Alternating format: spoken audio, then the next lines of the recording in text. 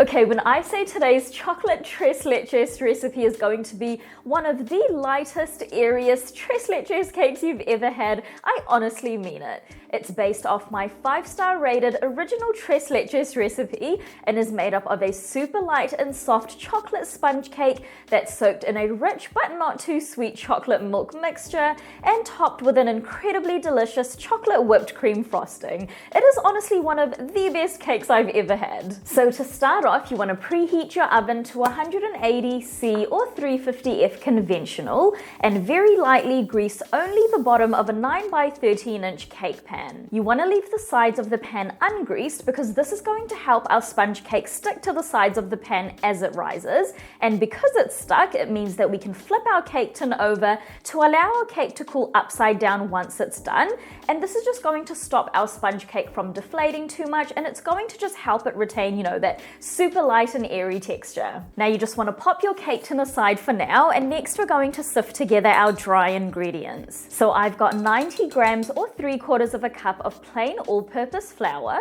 30 grams or a 1/4 cup of cornstarch, 25 grams or a 1/4 cup of Dutch processed cocoa powder, 1 teaspoon of instant coffee powder, 1.5 teaspoons of baking powder, and a 1/4 teaspoon of salt. And then using a whisk, give that a good mix until it's well combined and set it aside for now.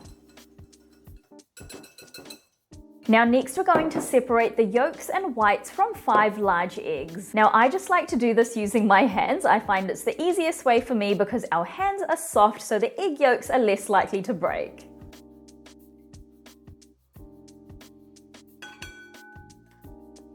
Once that's done, we're going to add our egg whites to a medium-sized bowl. Make sure that your egg whites are at room temperature, and then using a hand or stand mixer on a medium-high speed, whip the egg whites for 30 seconds until they're foamy, and then you want to gradually add in 100 grams or 1/2 cup of white granulated sugar, allowing about 10 seconds to pass every time you add a little of the sugar in. Now once all the sugar is added in, you want to keep whipping until you reach stiff peaks, which should take about 4 to 6 minutes depending on the strength and size of your mixer. You do want to be careful not to over whip the egg whites though, so just keep checking them, and once you've got stiff peaks, you're done. Now once the egg whites are done, you just want to set them aside for now, and next in a large bowl add in a further 100 grams or 1/2 cup of white granulated sugar and 1.5 tablespoons of warm water. You don't want the water to be hot, just lukewarm, and then using a spatula, mix the sugar so that it's coated in the water. This is just going to help the sugar start to dissolve. Next you want to add in the 5 egg yolks from earlier and 2 teaspoons of vanilla, and then using your mixer, mix that on a medium-high speed until the egg yolks are pale and slightly thickened, which should take about 2 minutes.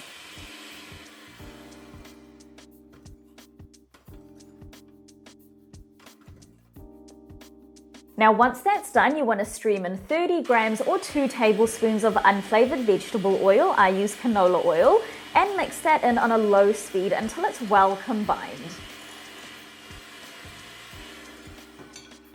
And now it is time to finally bring everything together. So you just want to get any of the batter off of your attachments because the rest of the mixing we're going to be doing by hand with a spatula. So first you want to add in 1/2 of your whipped egg whites into the egg yolk mixture, and using a spatula, gently fold until it's just combined. Be careful not to overmix because you don't want to deflate the meringue, and then you want to add in your sifted dry ingredients from earlier and fold that in until just combined. Again, you do not want to overmix, and then to finish off, add in the remaining egg whites and again fold until just combined. If you have some large lumps of egg whites, you can slowly push them up against the sides of the bowl to break the lumps up, but be very gentle when doing this.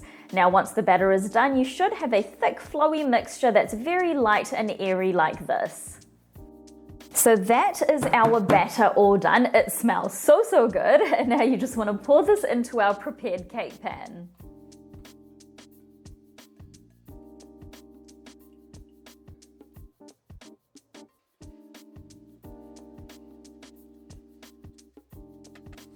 Now once all the batter is in, just give the tin a little shake to help even out the batter, and then I like to run a toothpick or knife through the batter just to break up any large air bubbles.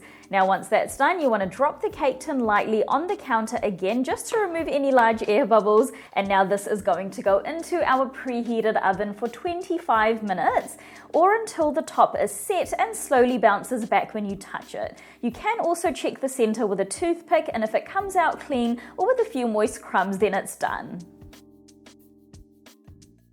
So once the cake is done, the next steps are super important. So you want to immediately drop the cake tin on your counter from a height of about 10 centimeters. This is going to help release some of the steam.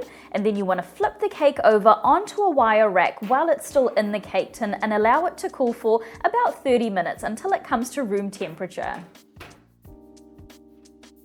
Now, because we didn't grease the sides of the cake tin, the cake is going to be stuck to the tin, and by letting it cool upside down, gravity is going to prevent it from deflating, and that's going to help retain its beautiful light and airy texture. Now, while our cake is cooling, we're going to prepare our 3-milk mixture to soak our cake. So to a jug or something that will allow you to easily pour the milk mixture, add in 425 grams or 1 3/4 cups of evaporated milk. 1 12-ounce can will not be enough, so you will need a second can. 305 grams or 1 cup of sweetened condensed milk. 1 14-ounce can will be enough, you'll just have a little left over. 180 grams or 3/4 cup of heavy cream, and 14 grams or 2 tablespoons of Dutch processed cocoa powder. You want to make sure to sift in the cocoa powder to prevent large lumps before stirring it, and then you just want to give that a good mix. Now, if you notice the cocoa powder still has kind of a lot of little lumps at the top, just let the mixture sit for a few minutes and give it another stir, and most of those lumps should go away. It's totally fine if there are still a few, as long as you don't have, large clumps of unmixed cocoa. Now, about 30 minutes after baking your cake, you want to flip it over. It should be nice and cool at this point. And now you want to run a thin knife along the edges of the cake tin to release the sponge. This is just going to make sure that the edges are soaked really nice and well. And then you'll notice that there's a bit of a crust at the top, and you want to take that crust off by just gently rubbing your hands on it. It should just come off super easily. Now, this is just going to help our milk soak into the cake really well. And I also find that sometimes the crust on a sponge cake is where that kind of eggy taste can develop, and I'm quite sensitive to that eggy smell, and so I just prefer to remove the skin. Now, before we go ahead and pour that milk mixture on top, you want to grab a fork and you want to gently poke holes all over the top of the cake. Now, try not to go right down to the bottom though, so just poke holes around 3/4 of the way through, because this will just prevent the milk from kind of collecting at the bottom of the cake without having soaked the middle of the sponge adequately. And now you just want to carefully pour that milk mixture all over the top of the cake. You want to make sure that the entire top, including the edges, are soaked in the milk, and you want to try and do this as evenly as you can. I've got a few tiny little lumps of unmixed heavy cream, so I'm just going to take those off. Okay, now you just want to cover the top with some cling wrap and pop this into the fridge for a minimum of 2 hours, ideally overnight if you have the time. This is just going to help the milk soak evenly into the cake. If you try the cake too early, then you might end up with patches of the cake that aren't soaked properly in the milk.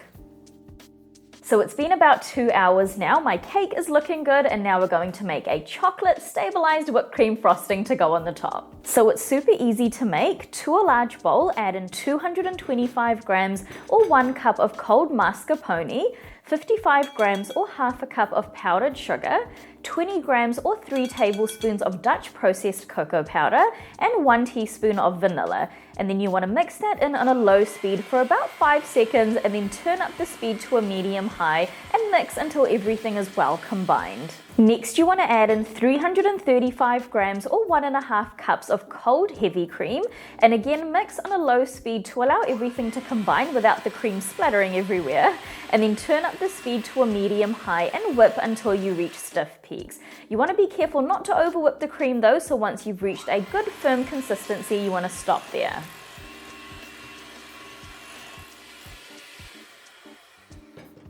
And then that is our stabilized chocolate whipped cream frosting all done. It's honestly so easy. So now you just want to grab your soaked chocolate sponge cake from earlier and spread the whipped cream out evenly over the top. I just like to use my offset spatula to help kind of spread everything out really nice and evenly.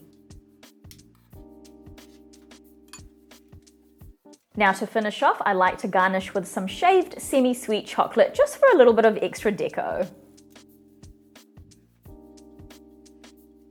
Now, how incredible does this look? And that is basically my chocolate tres leches cake all done. This tres leches cake is honestly one of the lightest, softest, most moist cakes you will ever have. It's rich, creamy, not too sweet, has a wonderful chocolatey flavor to it, and it literally melts in your mouth when you eat it. It is so incredibly soft and moist. This cake is honestly just on another level. It is so, so good. If you love like super light and fluffy desserts that are ultra creamy as well, then you absolutely have to give this chocolate tres leches cake a go. So that is it for today, guys. If you do decide to give this gorgeous recipe a go, then please do leave a review on my blog. It really helps my content out and I absolutely love hearing from you guys. I'll see you in the next video.